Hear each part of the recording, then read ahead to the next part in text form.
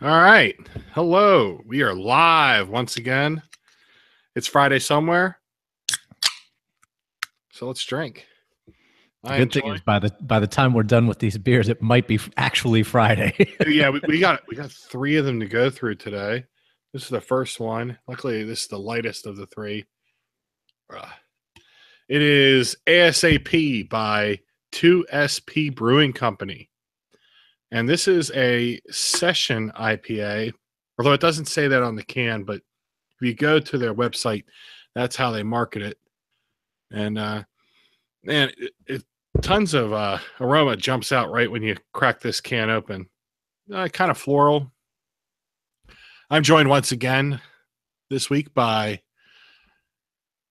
fellow co-host Ed Grohl. Say hello to people at home, Ed. Hello to the people at home, Ed. Hi, everybody. Good to see you. Glad we made it through another week. Yeah, that's I've had a couple of these, and now I'll read what they have on their website here. ASAP IPA, sessionable IPA, ABV 4.2%. This is available year round. Best served poolside, cuts the humidity and heals the perspired. The sessionable IPA is cooler ready. Punchy, earthy, and aromatic. This portable IPA is Pennsylvania engineered to bloom with floral flavors. The Roost and Steer. These floral hops are in tune with poultry dishes with spice, salt, or cream, and the caramel malts partner well with rich cuts of ribeye. I'll tell you what, 2SP has a really beautiful website, well designed, very easy to read. I think their cans are nicely designed too. This beer, I'm not sure it's as well designed as the website and the can is. That wasn't for a lack of a narrative. Jesus. It's all right. I'm glad that the description actually said earthy. I get a lot of that in it. It's okay. It smells a lot more abundant with the floral notes than the body actually gives it credit for. It's very strange. I mean, the color's good. I don't have a problem with it per se, but would I recommend it? I'd say you could probably find a better, if you have to use the term session IPA, you could find a better one out there more than likely. It's fine. It's just not great. Yeah, I agree with you on that one. This is the color isn't really coming through here. It is quite hazy.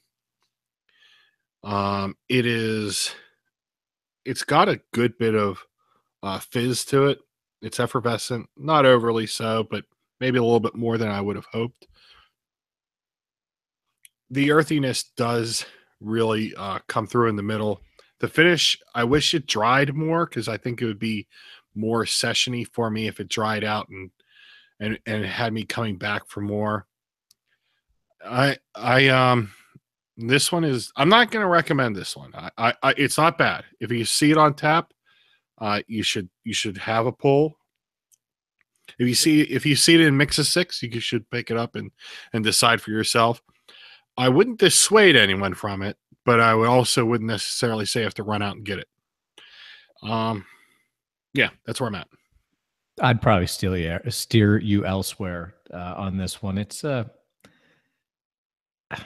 starting to get like a lot of that weird caramel maltiness out of it. It doesn't taste like the malty backbone was cut at all with the hops and the flavor of it. I mean, you could do worse. You could do much better though. Yeah, I think you really nailed it there. The hops aren't doing enough to cut through the malt for this to be a proper IPA. Of course, it's a sessionable IPA. I wish they would have just made a better pale ale. Maybe that's where I'm at. Well, let's face it. I mean, aren't these session IPAs just pale ales where they're just kind of cutting ingredients on us a little bit? They're just kind of taking all the fun out of a beer just so that people buy it for parties or whatever. And we don't have to talk about the marketing of it. People know my opinion of the whole session craze, and it's starting to die out now. I've noticed that, so that's a good thing. But if you want to make a beer a certain alcohol, that's fine, but you don't have to beat us over the head with, look at how sessiony it is. But yeah, this one definitely has a flavor profile that I don't really enjoy too much. I'm going to drink the whole thing, but I'm not running out to the store to buy this by any means. Yeah, I'm checking the bottom of the can here to try to see it, what the date code is on it. And I was, well, I want to make sure it's fresh. I think it is fresh. I think that it was properly stored and sold. I bought it in Wegmans out by Westchester. But the problem here is that it's just a bunch of numbers on the bottom of the can. I can't actually tell you when this beer was canned, when it's good till. It says 2457925.5 313-316. It's just a bunch of numbers. So like, what that does me no good. Ed, is yours the same? I don't know. Same thing. Just a bunch of random numbers, or I'm sure somebody who works for like a distributor would be able to read, but I certainly can't. Right. Yeah, I don't know what it is. So, do we want to rate this one? Are we ready to? Oh.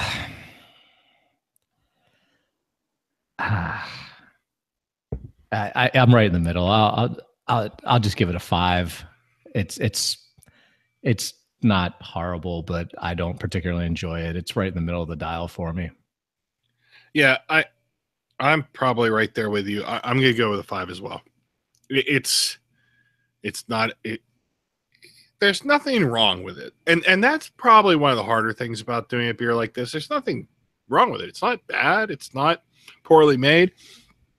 There are others that may be, frankly, just more interesting, and I think that it's the lack of interest that they may have been striving for in some way, because it's sessionable. So we're gonna have a few of these, right? We're gonna sit around and crank them out. But in the end, there's sessionable IPAs that I think just do a little bit better job.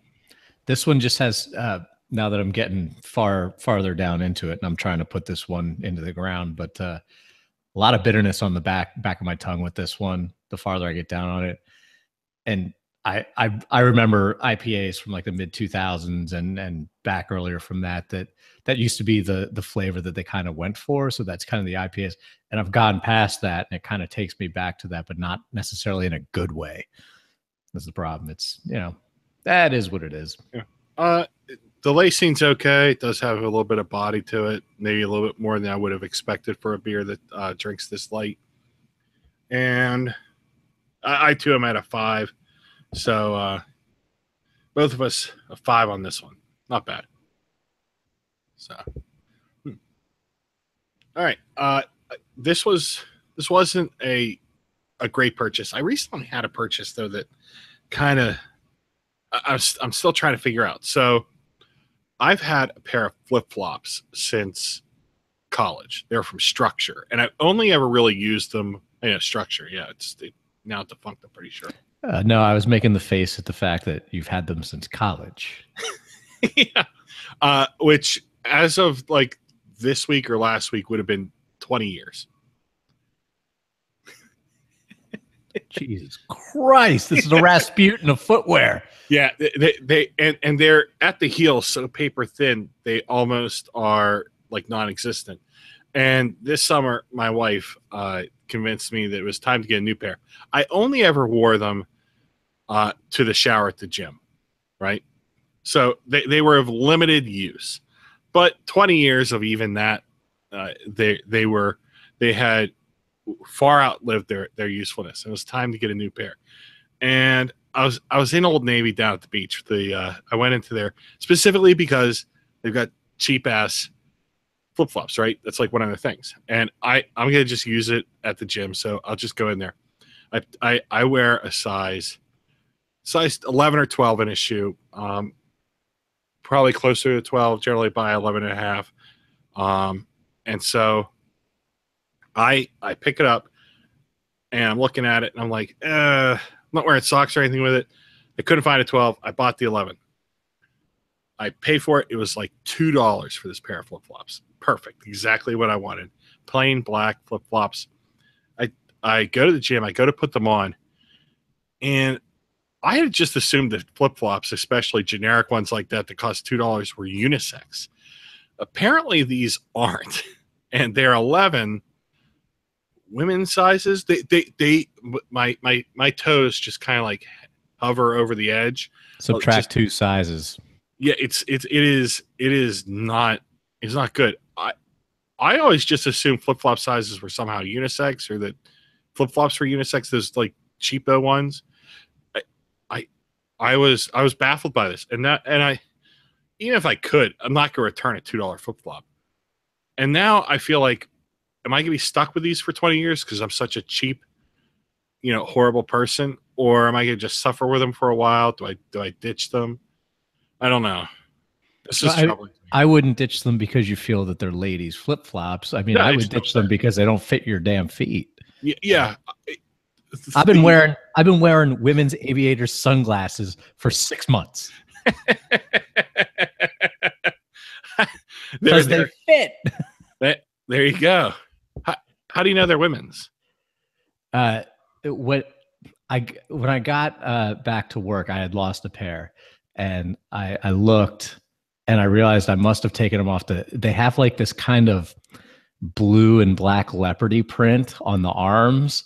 And I looked at them and I was like, oh, I just bought some girl glasses, but I wear them. I flip flop with those in another pair. I don't care. No shame in my game. They're great. They're mirrored. I look dope as hell in them. Straight. These are modern times, but hey, with flip flops, you can't go wrong. Hey, look what I'm wearing right now. Look at these monstrosities. Wow. Yeah. I accidentally wore these to the bar one morning. I had to call for an emergency shoe swap when I looked down and I realized I left the house in these bad boys. Those are fantastic. How long have you had those? Christmas. My dad got these for me. They're polo and they are damn comfortable. Yeah. The color is just not the greatest, but I wear these around the house like crazy. I have a pair of I forget what the thong flip flops that I wear around when it's warm out. I have a pair of Adidas ones that I wear around that I kick around in. The ones with the little nubbies? Oh yeah. Those are great. What are those called? That's a great question. God, I love those things. I'll go with nubbies. I don't know. But yeah, I'm a big fan of open toed. Yeah.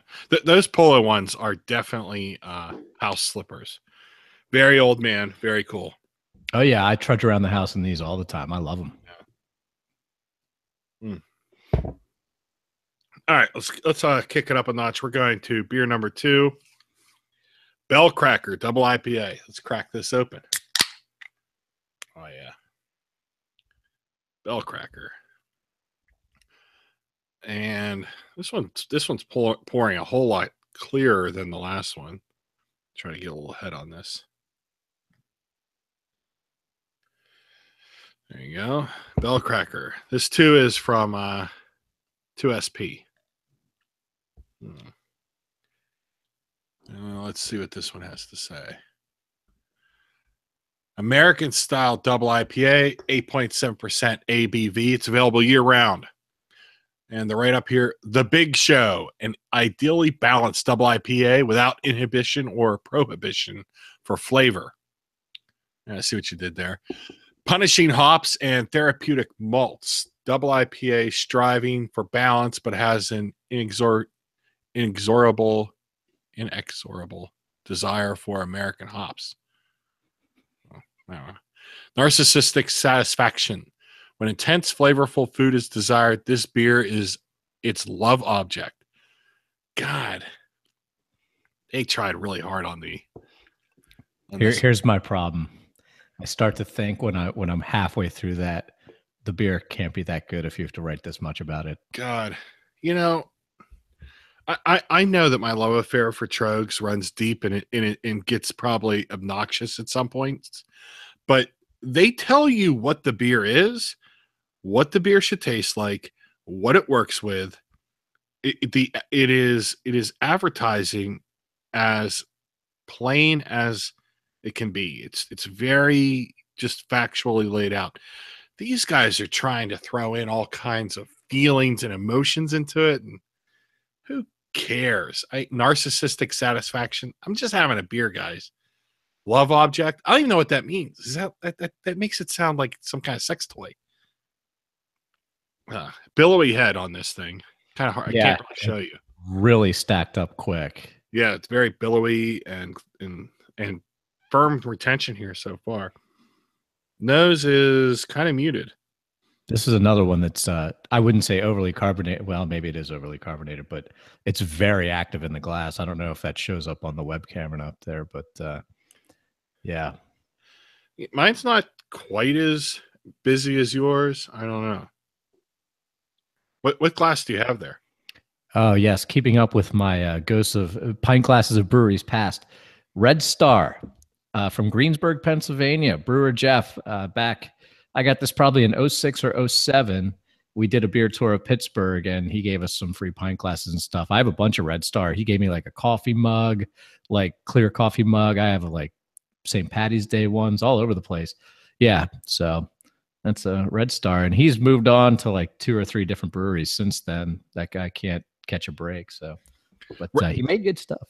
Red Star is one of my earliest examples of craft beer.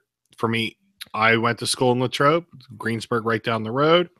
I actually had a class that met at least twice at the Red Star, which was in the old train station down there. Great food. I was doing wood fire pizzas and those kinds of things early on before it became what it is now today. Early in the craft beer movement, my recollection of the beers there was very basic styles at that time. Pale ale, ESBs. It was what if you listen to the podcast that we do with the disembodied voice, Easy Pretzel, we made a reference to restaurant beers. That was a restaurant beer kind of styles there. Very my recollection is they were good and I liked them. Great space, good food. I'm not quite sure why it didn't make it. Was it too early?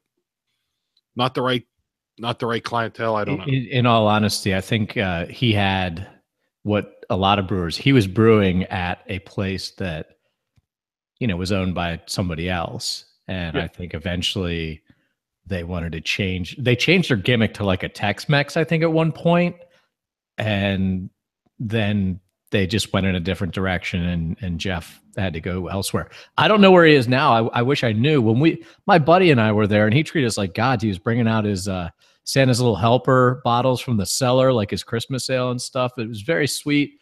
They gave us all kinds of good stuff. Yeah, I miss that place. It was one of my first beer trips in Pittsburgh, and it was a good intro. And we went out Route 30 and came back in, and we went there, in Rivertown, I think, is right down the street from there too. And that was real fun. Yeah, we had a good time. Yeah. I too have a pint glass from that place. Unfortunately, it's packed up and put away. I'm moving soon. We're a month out, so the digs that I currently have, and you guys are seeing, will soon be a little bit better. Right now, I'm in my unfinished basement, a undisclosed location within it, and hopefully within short order after getting moved, we'll have a new space. I'm hoping to have a better camera and a little bit better setup, not just visually, but also for audio and video. Until then, you're gonna have to put up with hanging out in my unfinished basement with this Christmas tree. I can't buy a good sound area in this house. I've got 15-foot ceilings and just nothing on the walls, and it just resonates. It's the worst. Yeah, the sound in this area is really great because I got a big blanket behind me, a tree, a fake tree, and then a rack of business suits over here. So everything's just killing the sound, and I don't have to worry about echoes. Kind of worried about that for the new space, but we'll work it out. Well, when I record the intros for the actual podcast, I do them from we have a big walk-in closet, and that's where I do them from because the sound in there is dead. Nice. But when I'm on take like 48, I start to like sweat profusely because I have the air conditioning shut down in there. It's the worst, but it sounds great. So it's anything for the listeners, I say. getting back to Bellcracker. This one, the nose really is muted on it. If anything, it's a little bit maybe of the God, is that Amarillo hops? I couldn't identify it. This is tough. This is tough. I'm very bad at identifying hops, except Yeah, I can taste Citra, but I can't spell them. Well, if you can't find Citra, then you just haven't drank enough of it. That one's always pretty easy to find, but mostly because people use a ton of it and it sticks out like a sore thumb. Yeah, it's definitely Amarillo in that one. I think it's that spiciness that you get. Sometimes that hoppy spiciness. That's what this has a sweetness to it, like a candy caramel, weird sweet. I don't know. It's definitely not what I would have expected from a double IPA. I can tell you that. For me, the flavor is all right down the middle of the palate. It's not hanging out on the sides, so it's up front and right down the middle, which that's definitely the sweetness. The booze doesn't show up for me. Of course, it's not too cold, so that 8.7% hasn't shown up. This is still kicking like I dropped a Tums in it, though. But, yeah, yours is really effervescent. Excuse me. Alka-Seltzer, not Tums. Dumbass. Mine's not like that, but the head has retained a good bit. Yeah. Great legs on it. The color is good. This one is clear. This one's very clear. I can see. I don't know about you guys at home, but I can see right through it. This beer glass is actually from the Common Man, which is in Vermont. Great old bar. Been there since 1971. The locals call it the Seaman. And I was up at a wedding probably about a decade ago before I really knew what Vermont beer was. And I drank a bunch of Smutty Nose up there. And this glass came home as one of my what's the word I'm looking for? Souvenir. There you go. Thank you. Luckily, no one's watching right now, so that's okay. There is a college football game, I guess. I don't know. Oh, it's college football start tonight? Yeah, apparently Ohio State and Indiana. Something. That's not a game. I don't know. If that's a game, then Ohio State's in real trouble. I don't know. People on Twitter were talking about it. I have no. You watch college football? I tune in for Penn State, but not religiously. Like I just have this thing with college sports where I look at these guys and I go, I don't know. I'm watching a bunch of future accountants, and I'm like, well, that's really only true for the for the Patriot League, right? It's just, I don't know. I just don't think they're as good. And people who get in the argument with me that college basketball is better than pro, watch 30 years of college basketball or pro basketball and skip like 2 years of college and then go back and try and watch any college basketball game. And you'll be like, these kids cannot shoot. They cannot pass. They are bad. I've watched like a couple games in the NCAA tournament. I don't even get into that anymore. And it's like, wow, these kids just can't, like, they're not that good. And it grades on me because everyone in the NBA is obviously amazing. So it's just one of those things. I will get in this year though, because Penn State, like, I think that's exciting. I geeked out for them last year. They're our local team. My dad went there, so I'm definitely going to be into it, which means if I'm on the bandwagon, prepare to have your dreams crushed. You and I went to schools that don't have sports programs of consequence.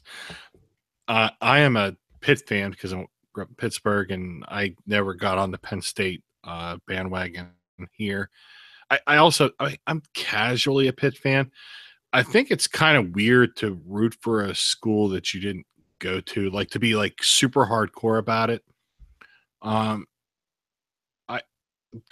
But tilting back to college basketball, I was a Big East guy. Loved Big East basketball. college basketball is not as good as the NBA from a playing standpoint. But there's a couple of problems that I have with the NBA. ISO ball is boring. Which doesn't even exist anymore.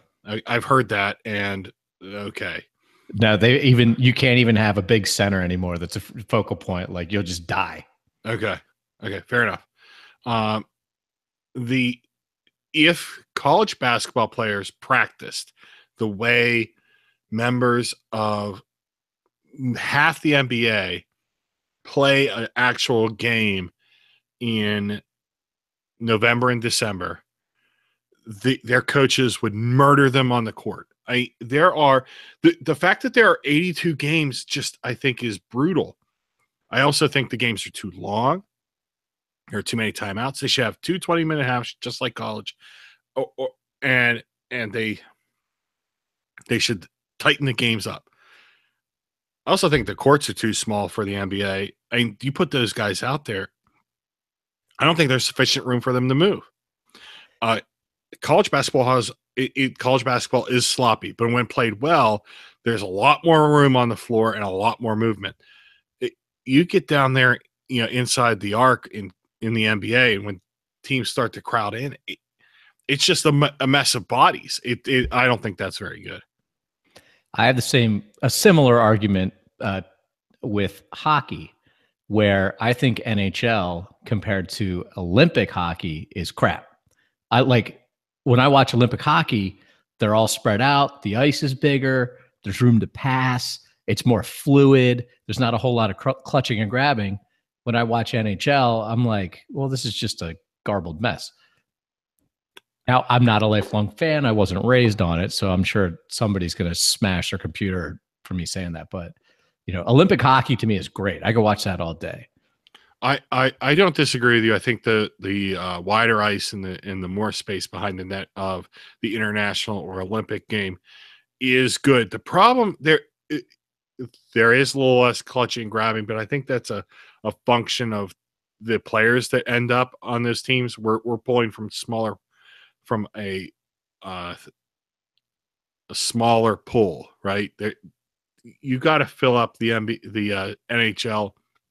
31 teams, you got to get a lot of players in. And frankly, I don't think that everyone in the NHL is NHL quality. You got a lot of AHL guys and people of that, I think, quality, and they just exist. It's a salary cap league. There's seats everywhere. So clutching and grabbing becomes part of it. I think that a part of the problem with the international size is that it does make defenses to a certain extent paranoid, and so that can kind of cause a little bit of a problem. I think if the American and Canadian teams played it more frequently, those players played it more frequently, it might even get better.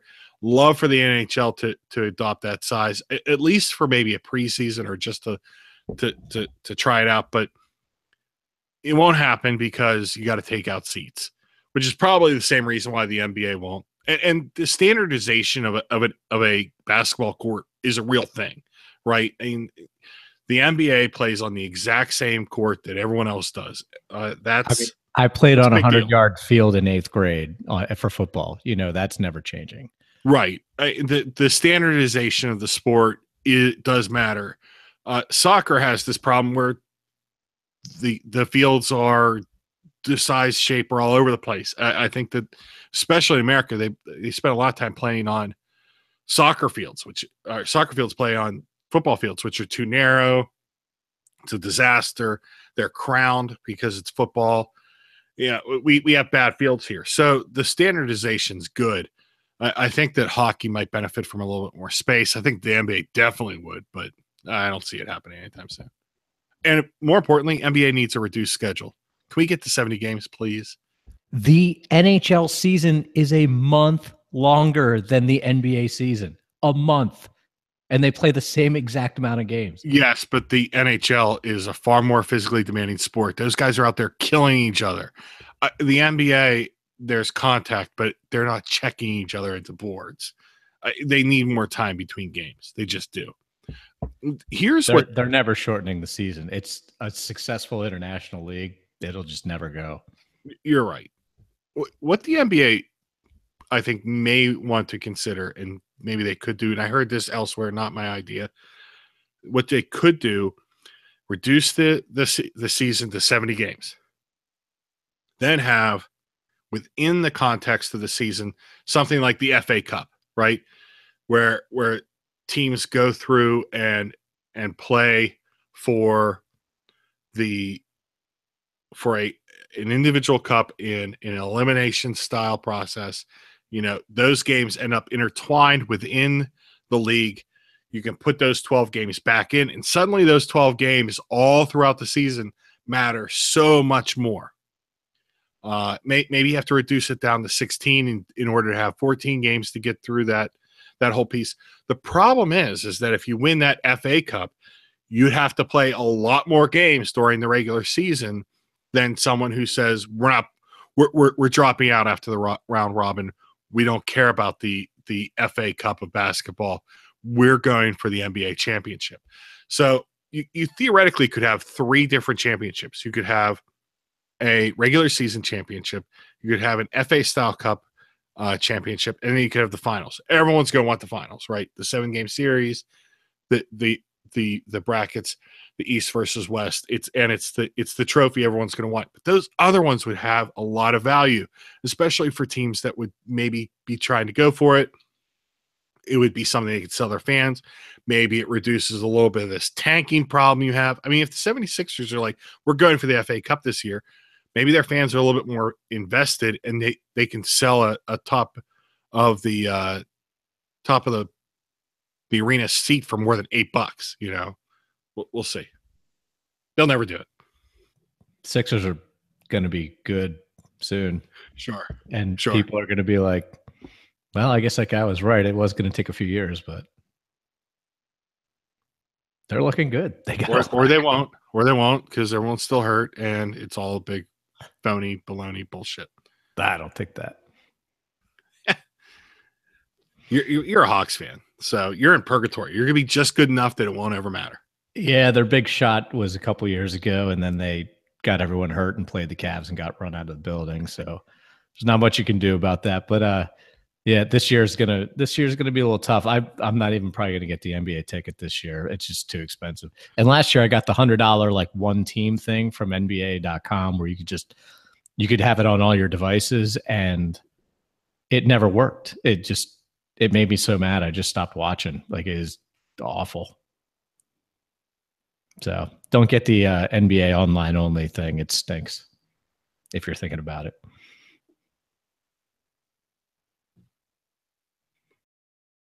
You're muted. Oh, thank you. That's the first. We've gone 3 or 4 episodes, and that's the first time I've done that. Doesn't it tell you? Mine pops up and goes, "Are you talking?" Yeah, it does do that. But I wasn't looking at it because I was trying to see if I can't see we have 3 viewers, and I can't see the live chat. I'm wondering if, oh well. If you're chatting at us, if you can send us a tweet, that'll work. I'll follow you on Twitter. I can have the live chat. This is the first I've ever seen it. Jeez. I didn't even know it was like that button over there. Yeah. Just learning how to use this stuff. You're able to pull it up? Jeez. I have group chat. I don't know if that's just us or not. That's just you and I. Oh, then I got nothing. Oh, well. That is some bullshit.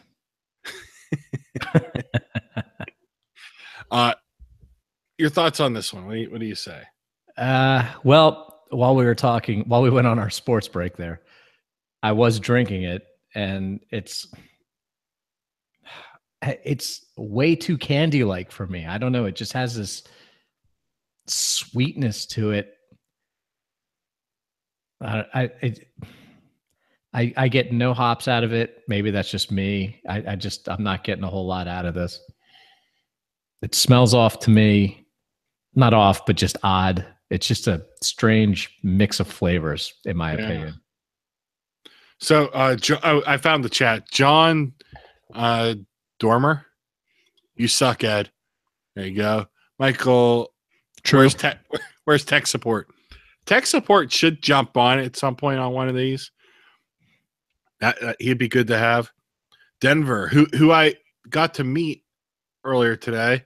Both of you sound great. Don't stress on the audio at all.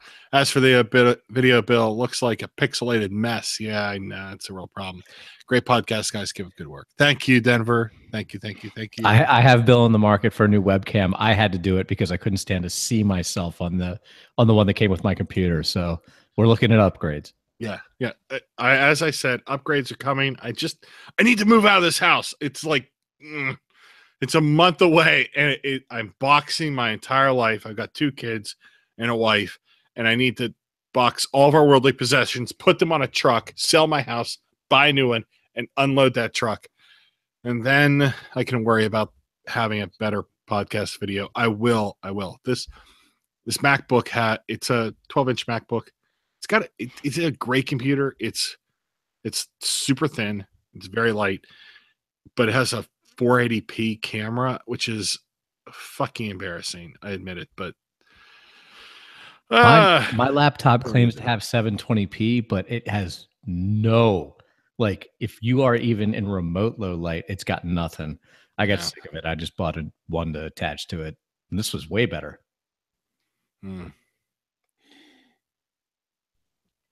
I you know what? God, I really wanted to like this one. And I'm almost afraid to rate it. God. I don't think it tastes like a double IPA at all. I don't. Well, I will give it credit because it's 8.7%, but it doesn't drink like it. Oh, here's their tagline: "Everything we can't drink, we can." There you go. That's a nice play on words.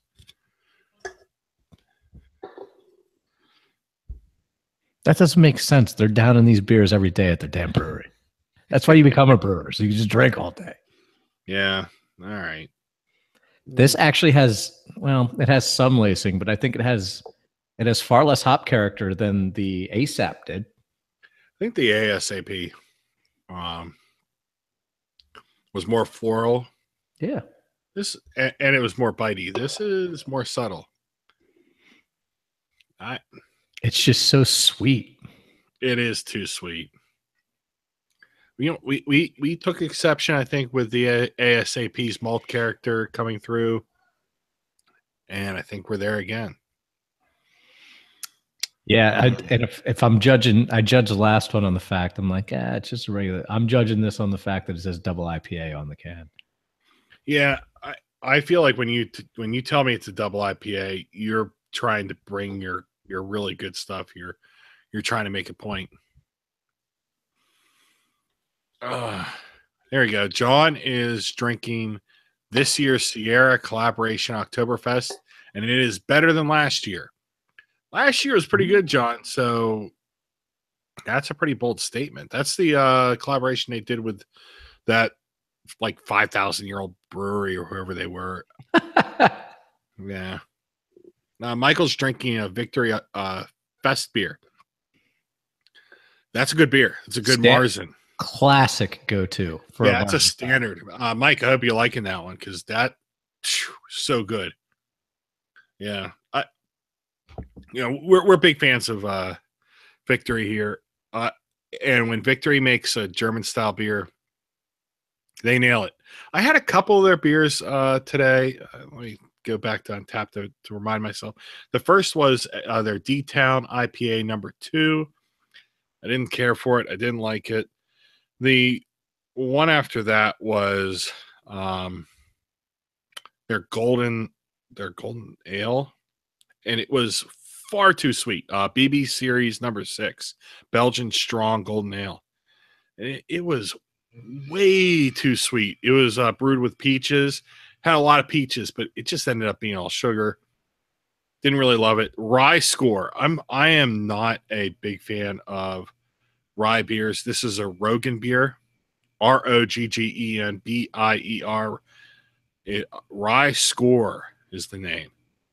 I liked it. I did think it was also too sweet.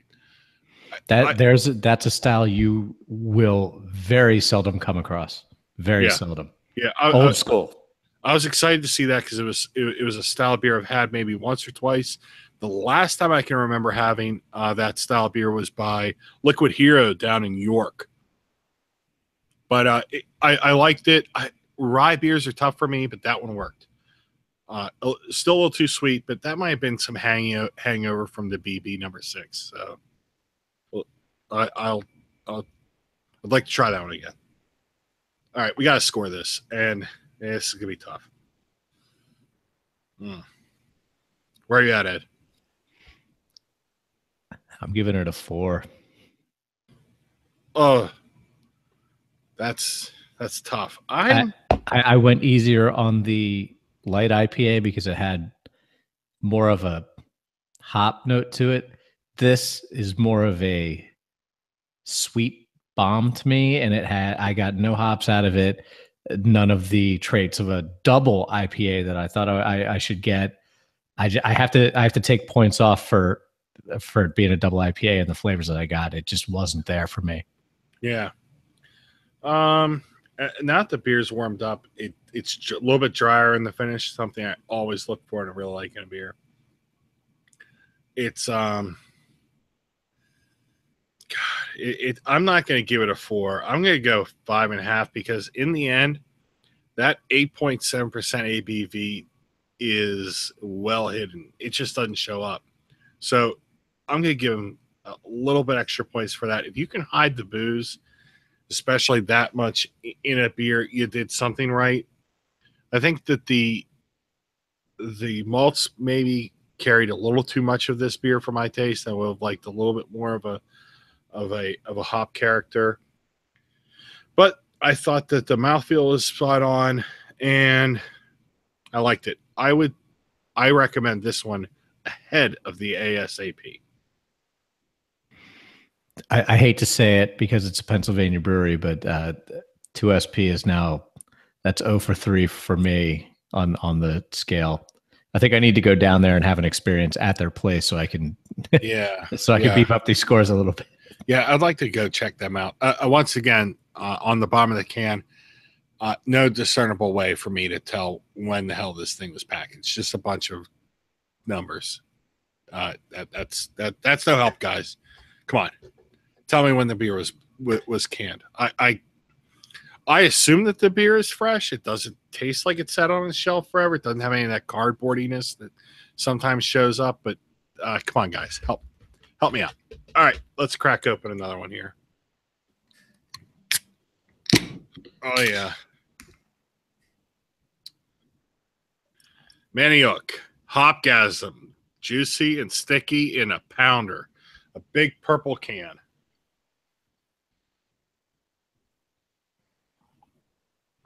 And let me give this one a nice vigorous pour. Really open it up.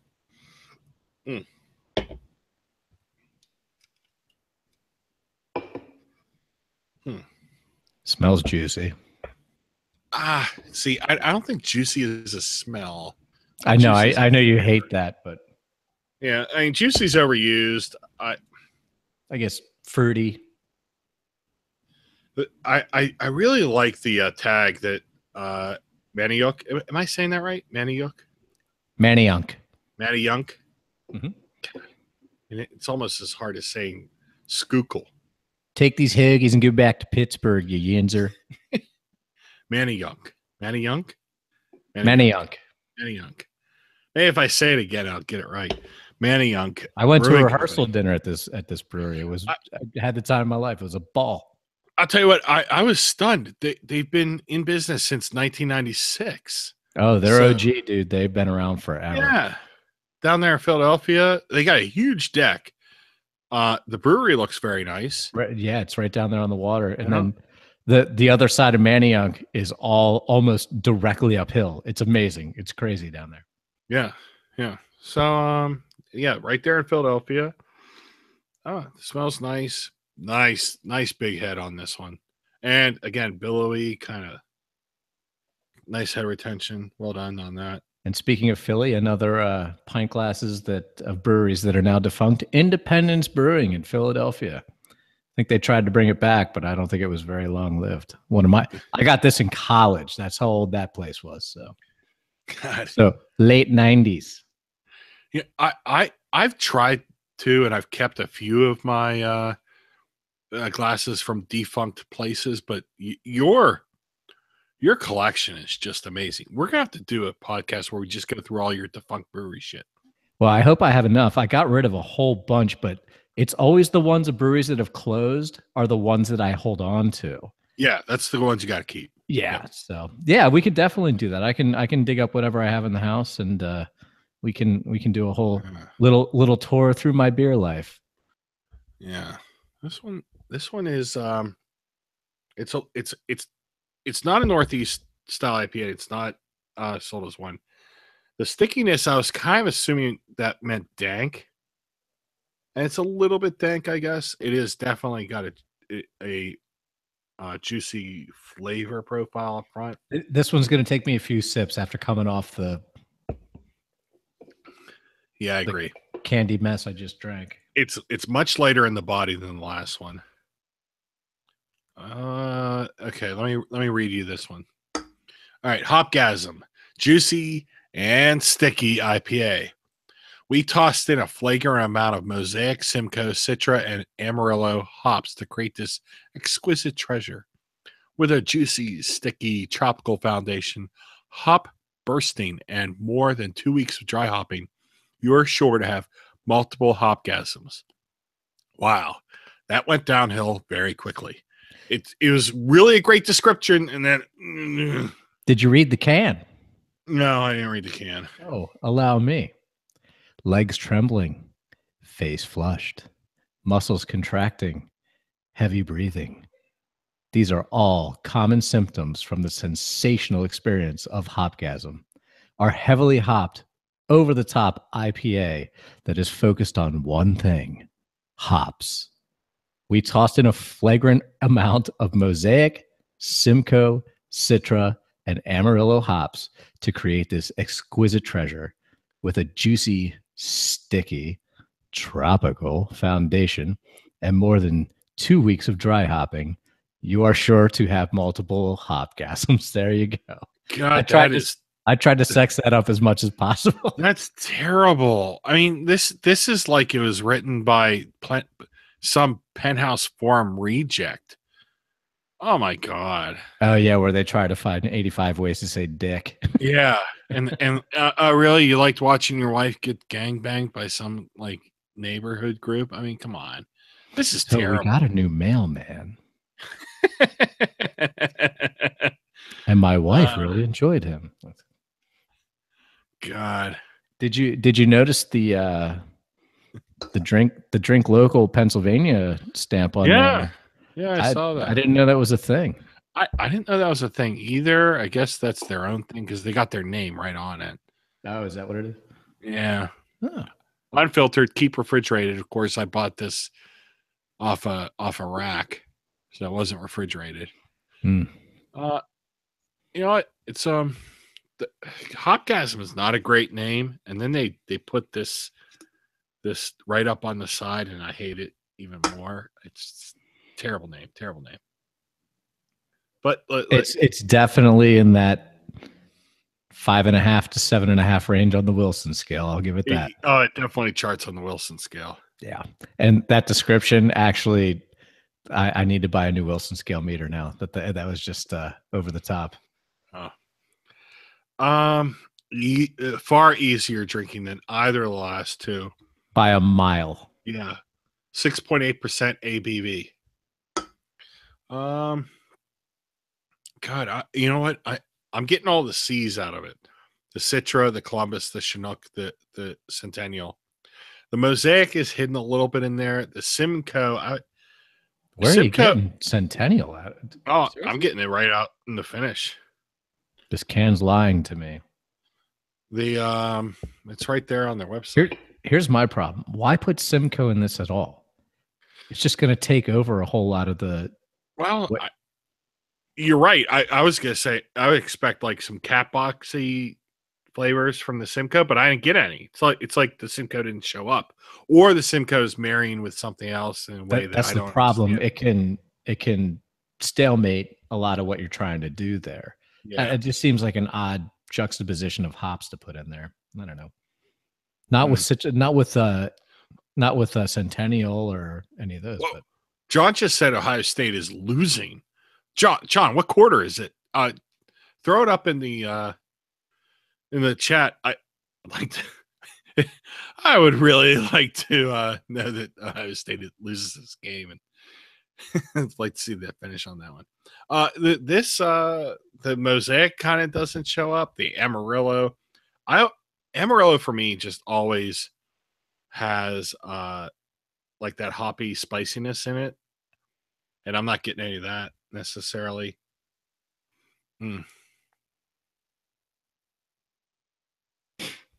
If I give it the lay it on your tongue and breathe out test, I definitely get the Citra out of it. Definitely. Yeah.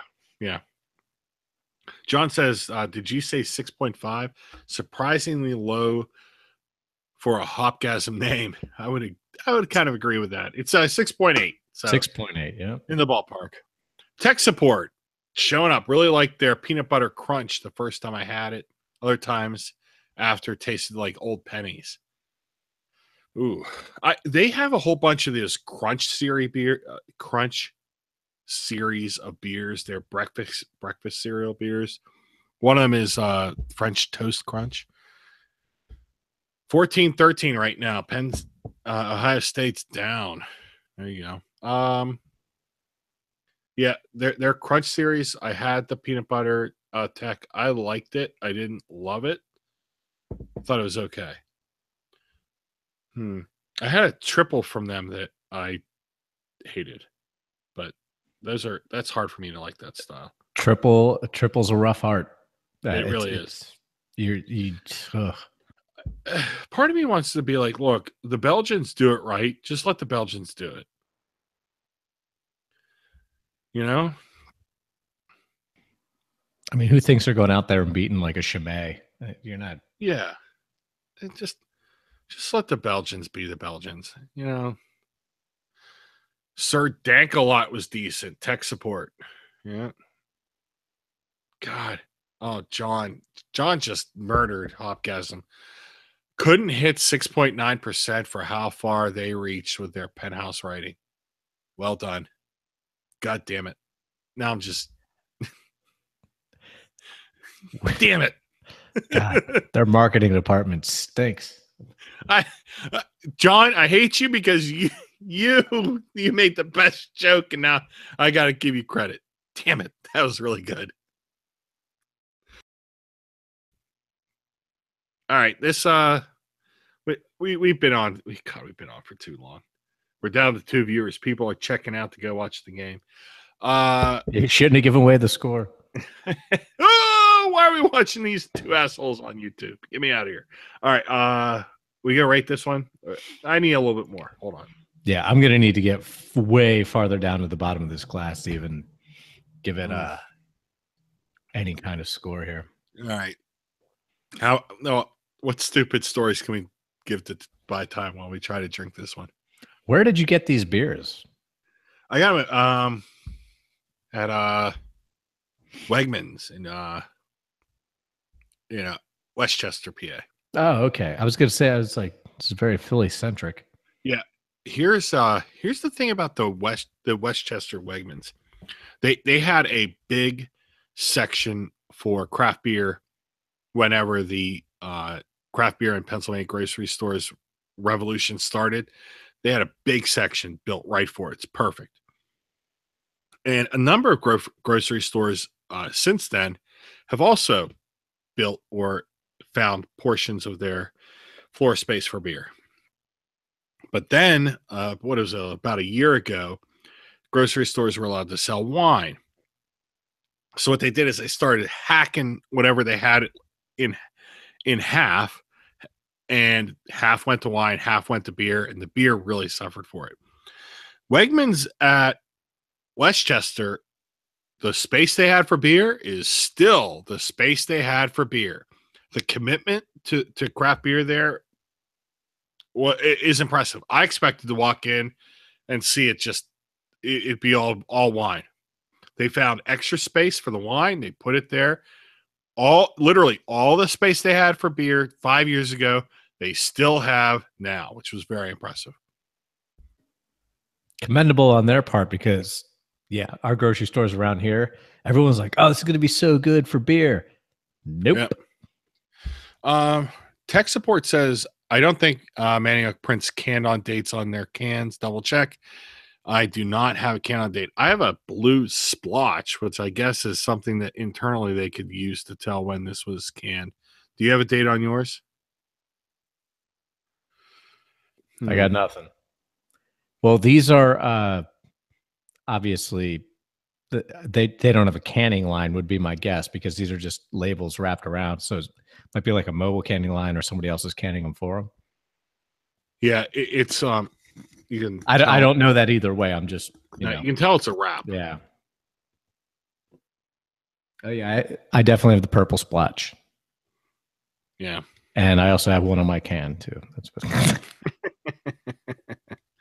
Yeah. Tech support says 2017.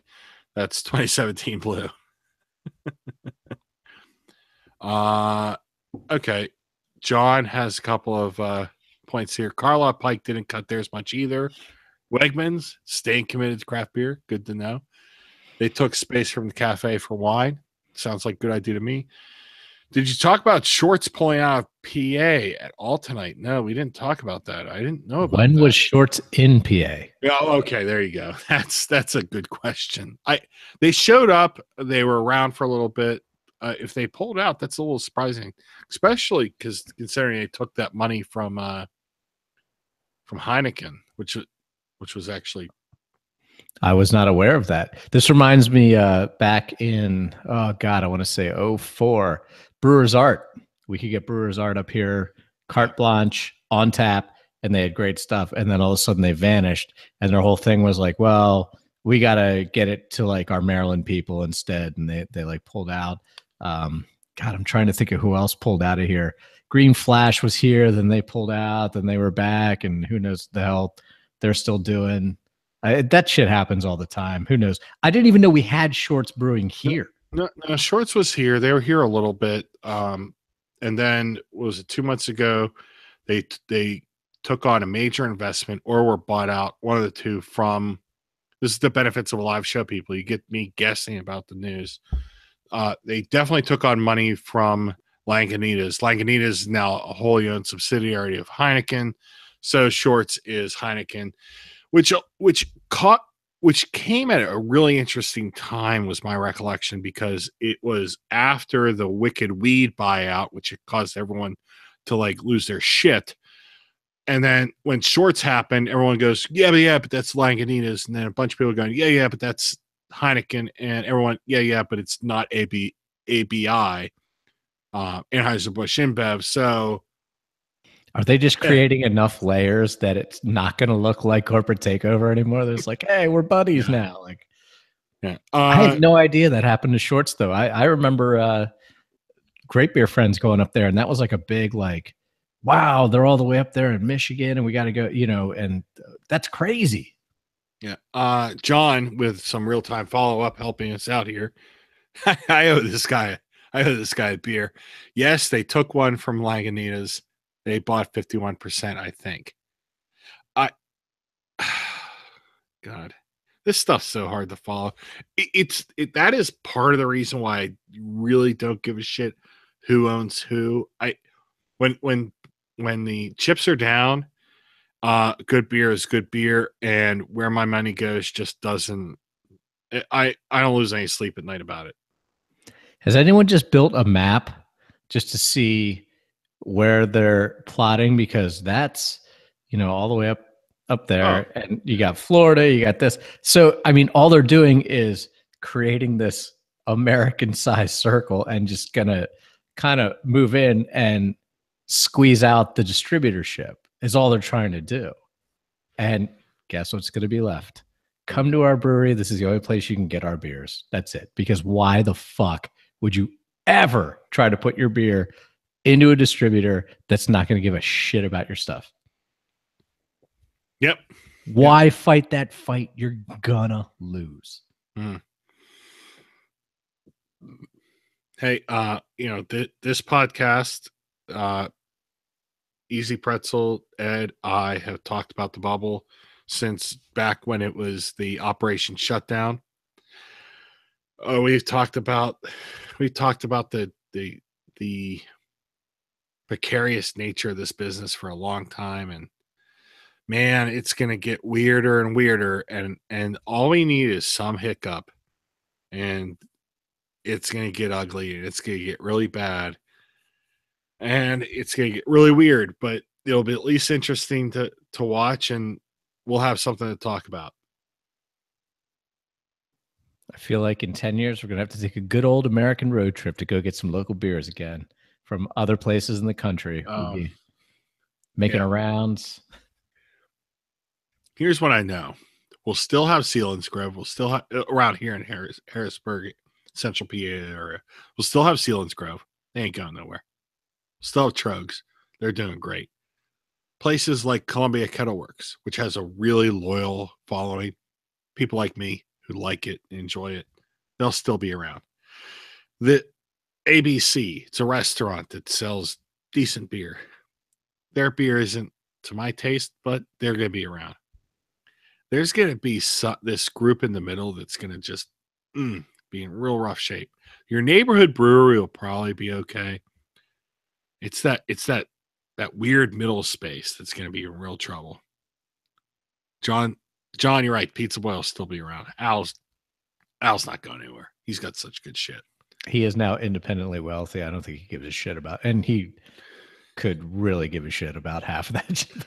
He didn't give a shit before he's independently wealthy. I don't know that he's independently wealthy. I think he's independently happy. So, but I wouldn't. Okay, wealthy might be a bit high, but you know what I mean. He's not in it to be like, hey, I'm just waiting for them to call my cell phone.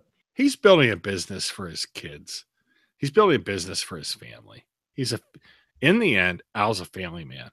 And when you start to look at it through that prism, you start to, I think, get a better understanding of what he cares about.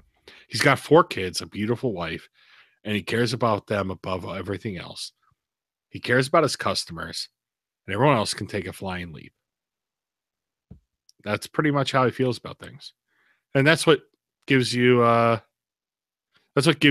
those great stickers with the middle finger, you know.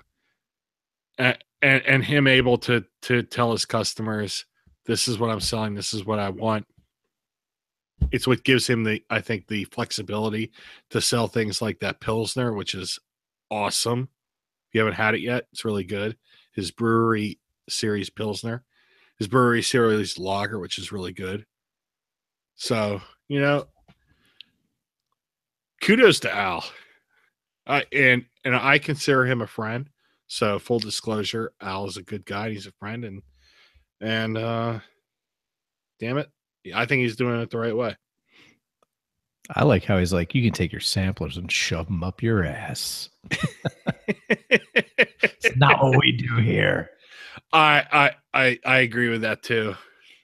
He does half pints, so I don't think you can complain. It's the lamest argument. Who gives a crap? I don't. Half pint is what the sample should be. I'm a big fan of the 8-ounce pour. Yeah, give me an 8-ounce. That's a half pint. Oh shit! Yeah, you're right. I can't keep. We're done. We've had enough. Hey, I read the back of that can. No. This is just a semantic thing. I don't know. 8 ounces, half pint. 8 ounces, half pint. Less filling, tastes great. I can't do math without the inside of my Trapper Keeper folder. You know that. All right. How many rods to a hectare? I don't freaking know. All right, we're done. We're done here. We got to rate this one. God, this is tough. Being the third beer, you should probably only do 2 on these. I'm sticking with a 5. This is giving me a lot of weird grassiness on the back end here. It looks and smells okay. I still just am not getting any hops out of this. A little Citra maybe, but great lacing on this beer. Nice color. It's thinner than the other two. That's not a complaint. That's just a fact. I feel like what they did is they went, we have all the hops, put them all in there. Hops, hops, hops. 2 weeks dry hopping. I want them all. I want the C's. I want all the C's. I want the Mosaic because Mosaic's awesome. I want Simcoe because Simcoe's the thinking man's hop. I want Amarillo because I want it to have something that all the other hops don't have. Like, I'm trying to discern the brewer's thoughts, right? Going with the Citra, Columbus, Chinook, and Centennial, it's a classic idea. That makes sense. Going to the Mosaic's awesome. Going with the Simcoe because Simcoe brings something that I think a discerning beer drinker wants, and the Amarillo just brings something that none of the others have. I can kind of understand what they were thinking. I don't think it delivered on the promise of that hop profile. And so for those reasons, I'm giving it a 5.5.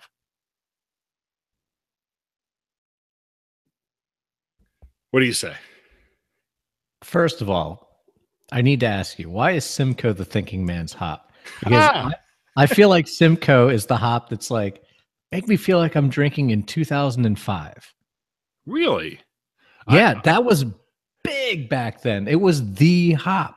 My buddy's wedding, he got a firkin from Trogs before they were big. They were like 8 guys. And they gave him a hop back firkin, dry hop with Simcoe. And we loved it. It just seems old school to me is my whole thing. I'd like to know, I'd like you to expound on that. Yeah, why is it the thinking man hop? I just came up with that on the fly here. I think that Simcoe is a hop profile that you have to grow to appreciate. It's not one that I would ever offer someone for their first beer, something that had Simcoe as as part of its base or was prominently offered. I think Simcoe is for the discerning craft beer drinker. If you're going to use Simcoe, what you're saying is there's a large swath of the beer drinking public that are not going to enjoy this beer, and I'm okay with that. I'm going to use it anyway because I think it's a good hop. I think it provides a depth of flavor that other hops don't provide, and it's going to provide flavors that are more unusual, more discernible, and frankly more they can kind of taste off to people that don't regularly enjoy weird or experimental or more daring craft beer. That was a very well thought out response. Especially for something that I just came up with on the fly. At no point in your ramblings did you make anything. No, I'm just kidding. We are all stupider for having heard that. Yeah. No. All right. I get that. I think the hop mix in this is a little, I'm just going to go with the word convoluted. It's, to me, it doesn't make a whole lot of sense. They don't complement each other and give you an equally balanced solution, I guess is that's a horrible term.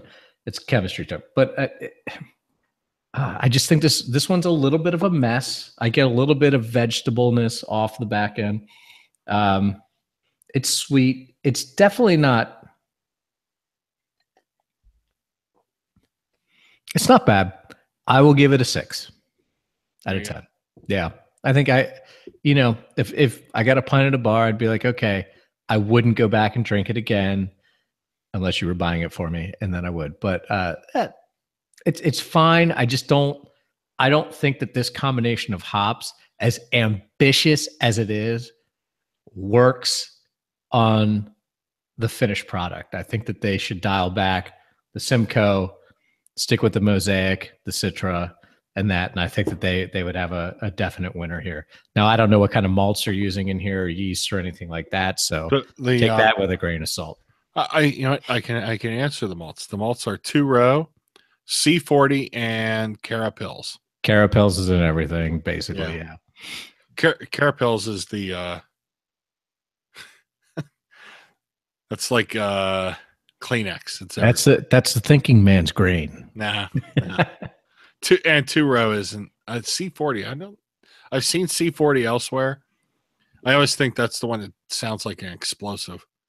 And you'd be surprised the yeast that you use, how much of a difference that can make. I've made the same homebrew with 2 separate yeasts and gotten 2 completely different beers, and it's just amazing how that can set your beer completely off in a different direction, which a lot of brewers don't like to do because they don't want to give away their whole recipe. But yeah, I think it's an ambitious mix. I just think it's overly ambitious and it's a little too busy. It's a 6. It's fine.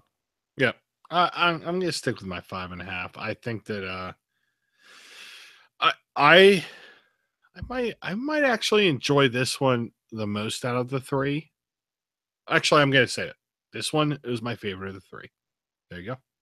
Even though I think I rated the Bellcracker higher, I would be, if you line up all 3, I'm going to buy this one. Yep.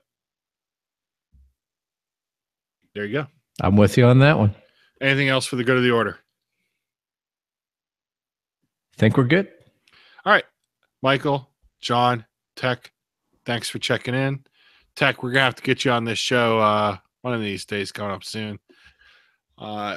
Hopefully we are recording a standard podcast next week, so no live show.